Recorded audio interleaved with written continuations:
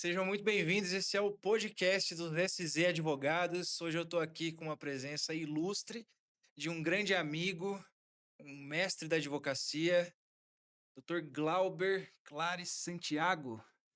E o cara é fera em direito trabalhista, direito dos trabalhadores, defende essa galera como ninguém.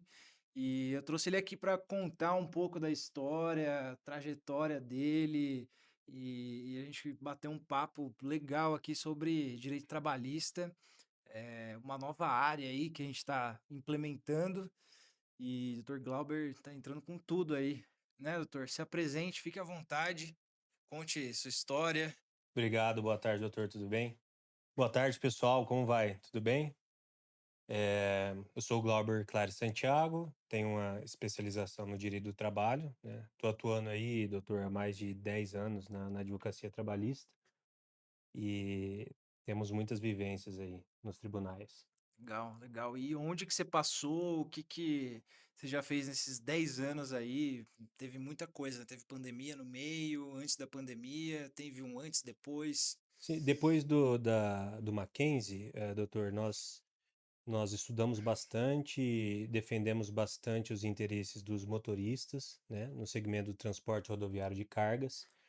E também pudemos ter a experiência num nicho, outro nicho específico também, que é do cargo de confiança, né? Sempre na defesa dos trabalhadores. Legal. A gente vai explorar essa parte aí dos trabalhadores, mas vamos contar um pouco antes da sua trajetória mesmo. Você fez, eh, começou a faculdade, aí como é que foi esse transcurso da faculdade? Como é que você se engatilhou ali no direito trabalhista, já desde lá de trás? Como é que foi isso? Sim, lá em 2012 nós terminamos a faculdade, né?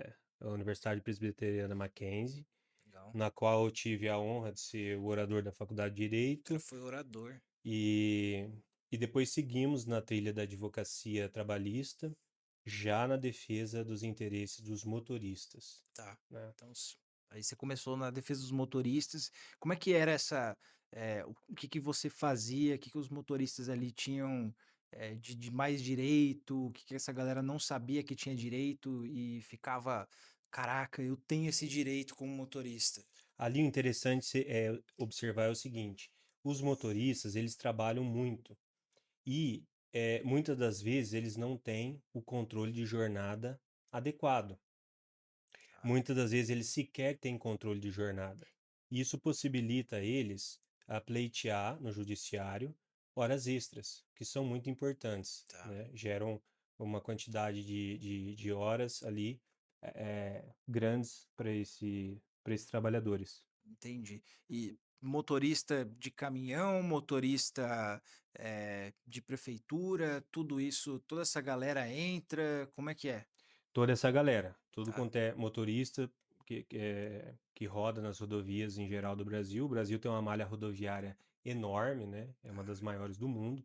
Você pegar a BR-101, BR-153, entre outras, nós temos uma extensão muito grande. Então, motoristas que dirigem diversos tipos de caminhões, né? Rodotrem, Bitrem, LS, Bitrem, né? Tem vários nomes aí. legal. Cara, sabe que eu fui para os Estados Unidos agora no final do ano, e lá os caminhões é outra pegada, né? Uns caminhões gigantescos, assim, você Uhum. vê, e a galera trabalhando ali, era final de ano, todo mundo trabalhando, a gente pegou uma ventania lá, e a caminhãozada vai que vai. E é totalmente diferente os caminhões daqui, né? Assim, a forma como é o, o caminhão, tal. Você vê que é muito distinto, né, daqui do Brasil, assim, o caminhãozão, Uhum. lá é muito interessante isso aí. Nesse sentido, você imagina que você já viajou de madrugada por rodovias. Você já viu, na madrugada algum caminhoneiro rodando? É mais difícil, né? Mas você já viu. Já.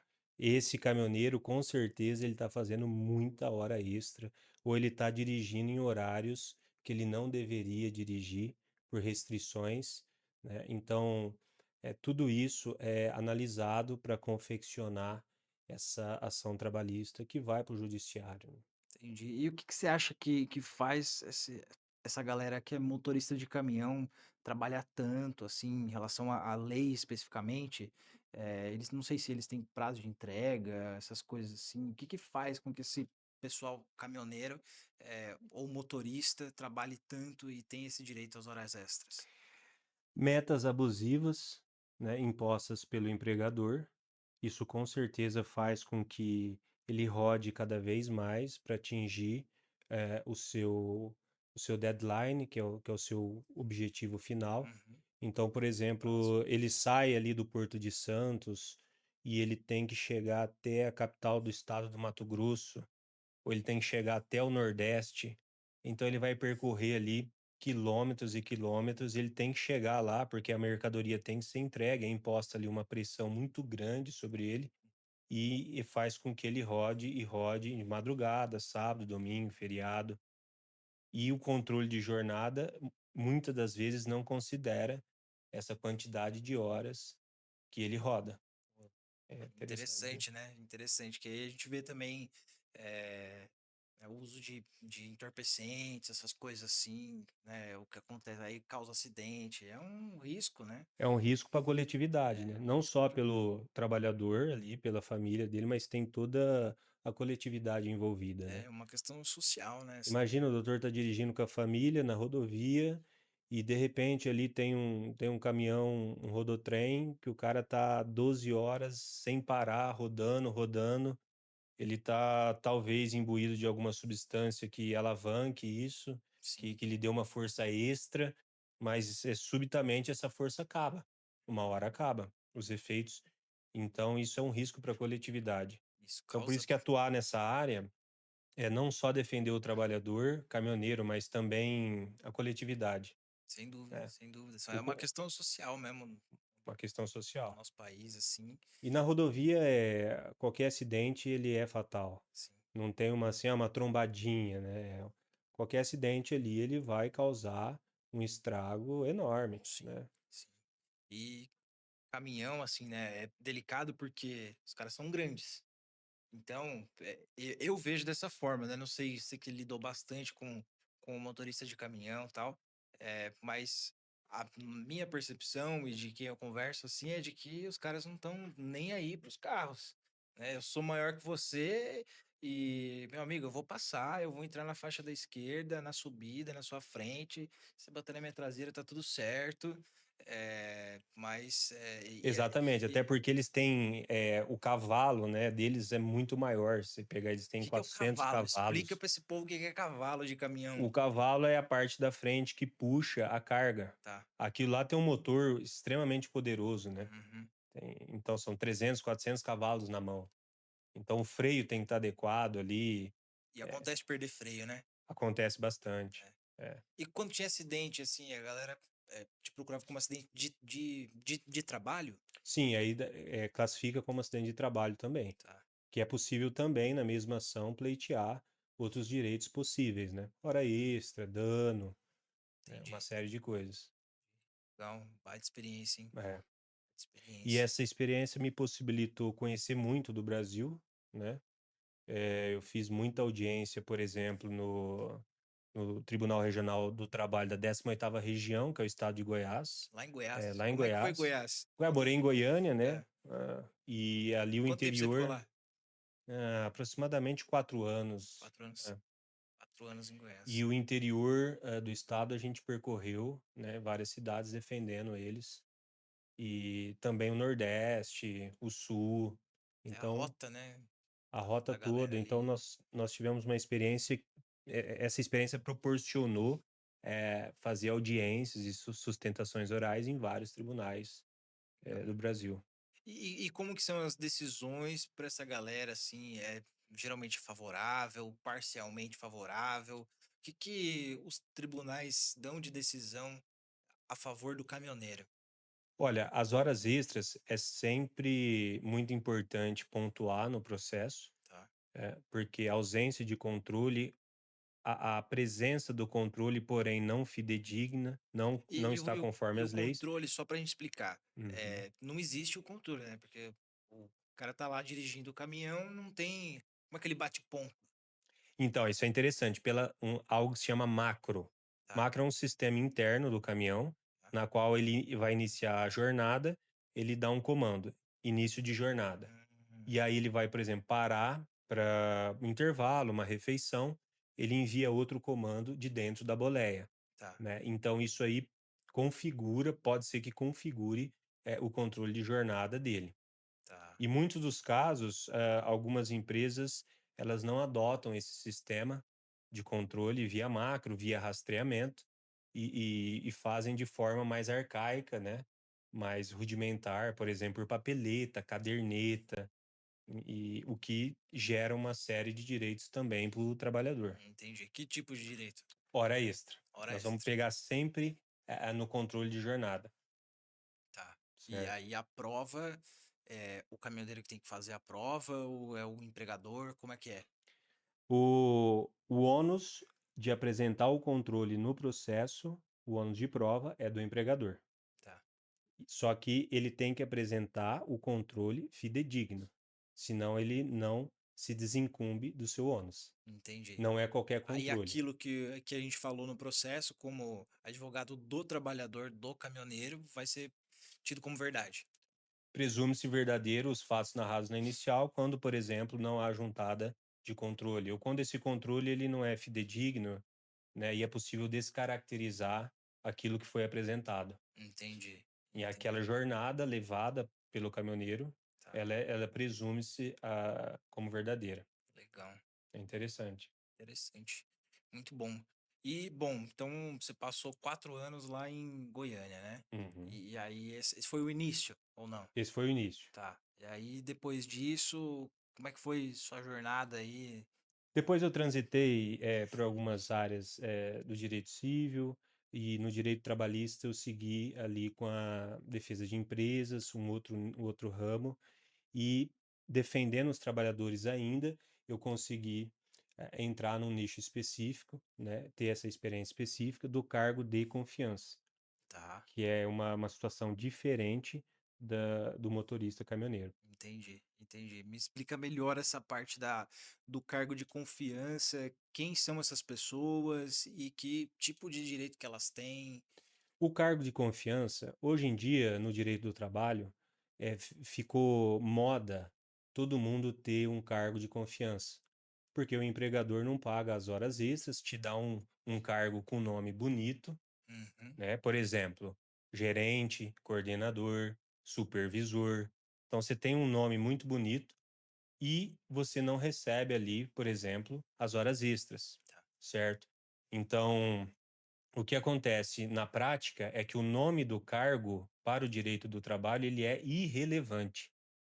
O que manda no direito do trabalho é a realidade vivenciada por esse trabalhador, por esse gerente.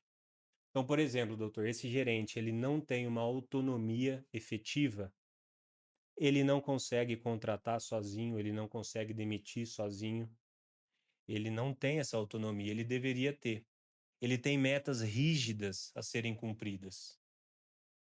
Todas essas características fazem com que esse cargo de confiança seja de fachada, porque é possível na justiça descaracterizar esse cargo, no tá. sentido de pleitear as então horas extras para esses trabalhadores. Entendi. Então a gente vai resumir tudo isso num cargo bonito, mas na verdade eu não exerço esse cargo efetivamente, porque eu não contrato, eu não demito, tenho um monte de meta, mas não sou eu que faço a gestão disso, e só tenho um nome de cargo para que meu empregador não me pague hora extra.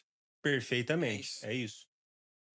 Por exemplo, se tem um gerente, o cargo de um gerente de uma loja, de uma operação qualquer, que não consegue ter o poder efetivo do gerente, ele entra nessa situação.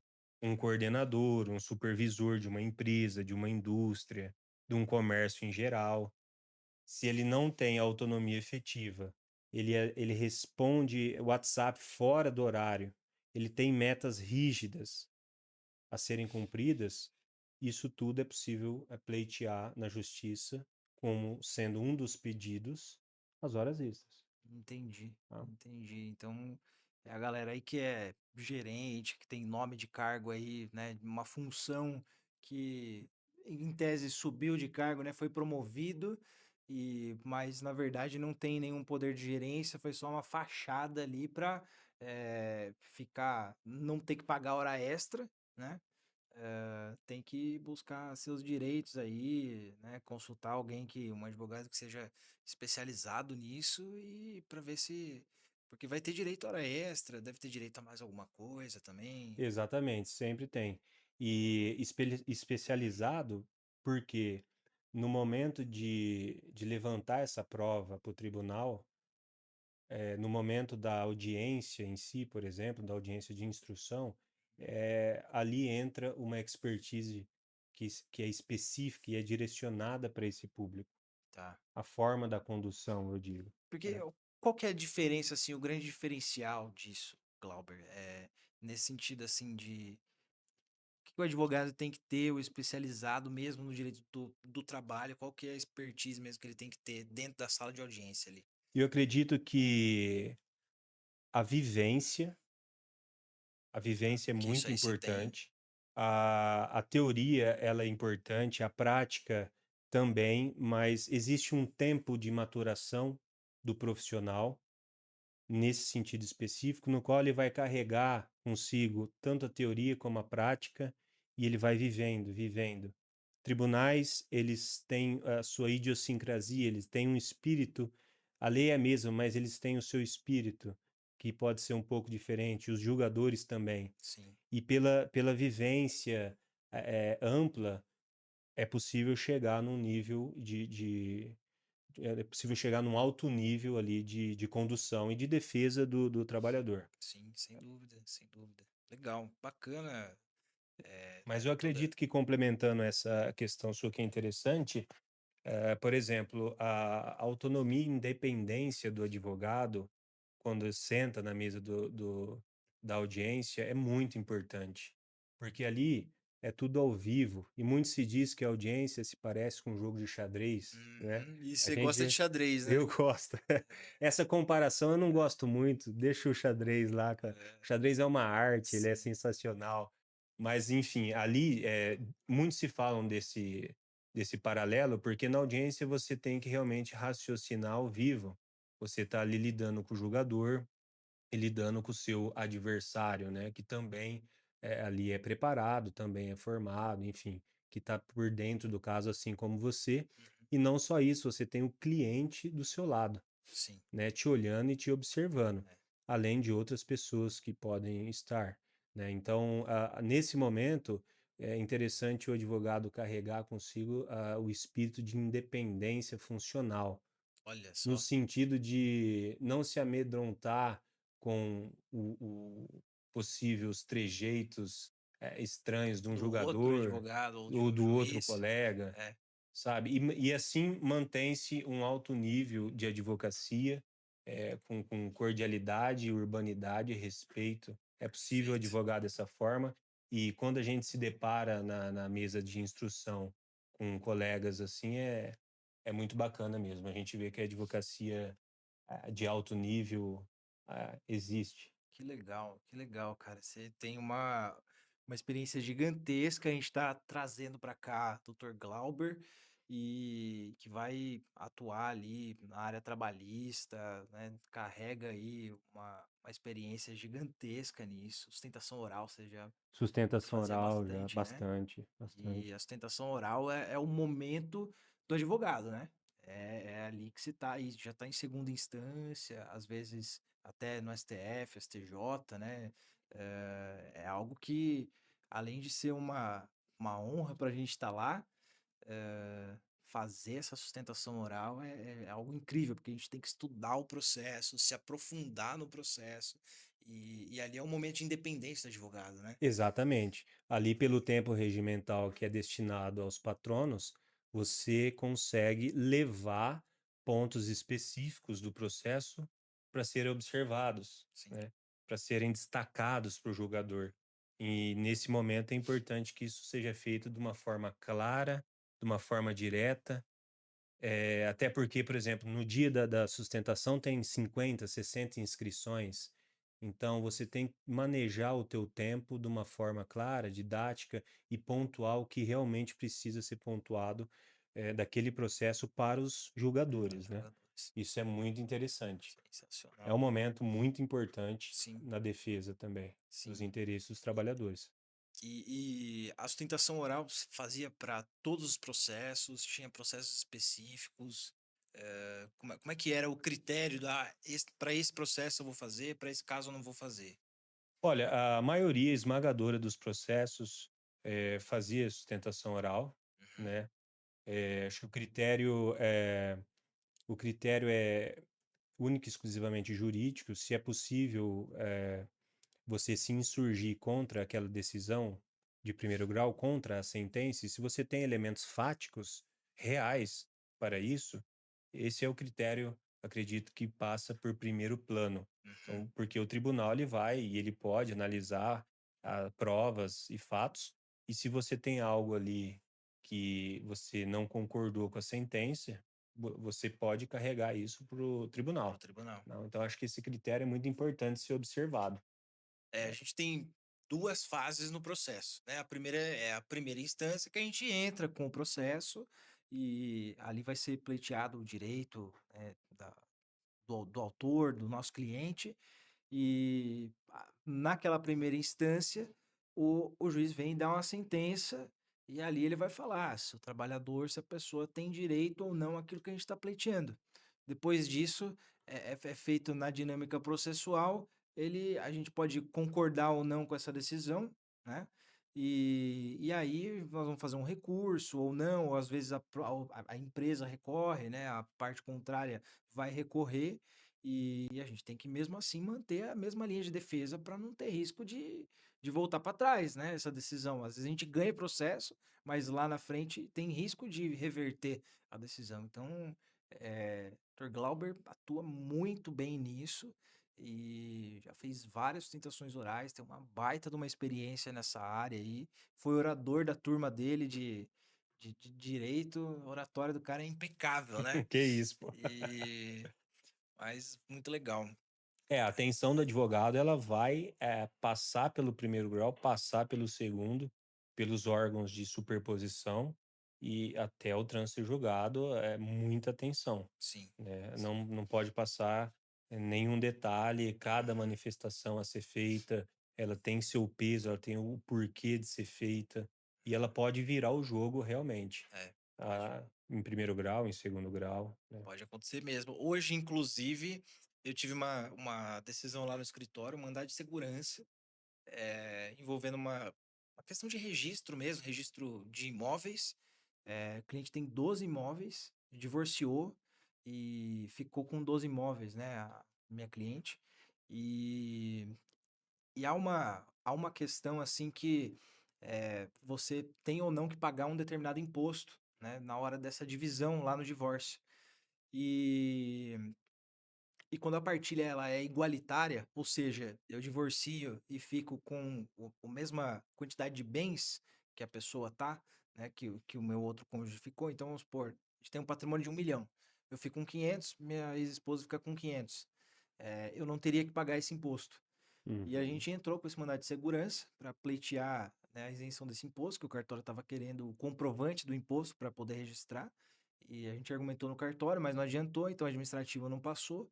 Na primeira instância, que foi quando a gente ajuizou esse mandado de segurança, essa ação, né, para ter esse direito, o juiz não deu uma sentença de improcedência e negou ali o mandado de segurança e a gente recorreu.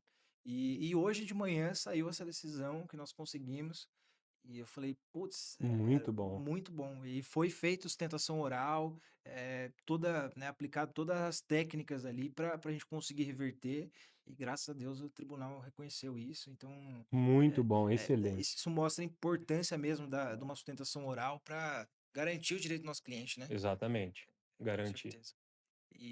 Mas legal, legal. E assim, o que mais da galera que, trabalha, assim, por exemplo, para entidades públicas, né, que tem cargo de confiança dentro dessas entidades, existe direito, o que mais dentro do direito trabalhista que a gente pode colocar aqui em pauta?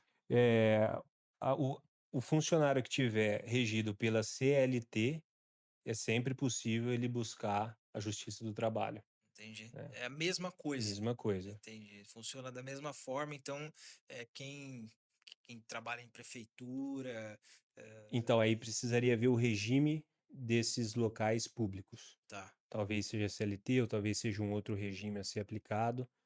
Isso Mas varia na Justiça do Trabalho. entendi. E se aplica mesmo assim o direito do trabalho, Quando CLT, sim. tá? Quanto CLT. Legal, legal.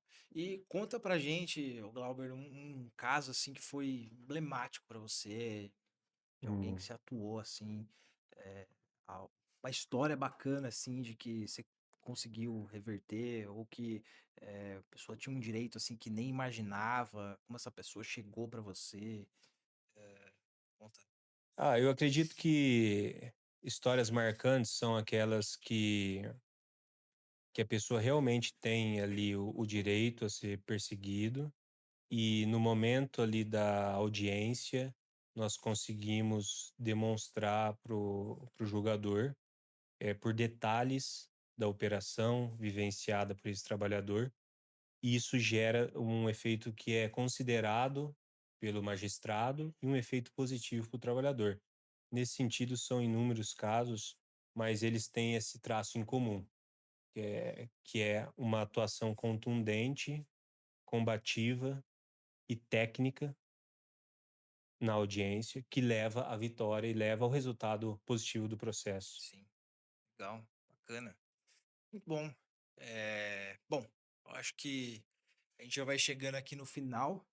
E no final a gente sempre deixa uma mensagem aí para a galera que está assistindo a gente, pessoas que compartilham aí do mundo do direito, advogados e gente que está querendo buscar também informações de questão do direito do trabalho.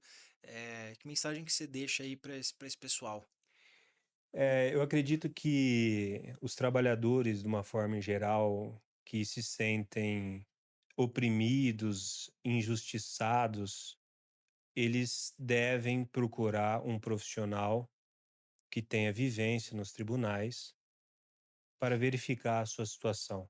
Sim, Muitos deles possuem realmente direitos como horas extras, que são muito importantes, é um direito constitucional, e quando eles procuram um profissional técnico habilitado com vivência, isso pode ficar mais claro para eles.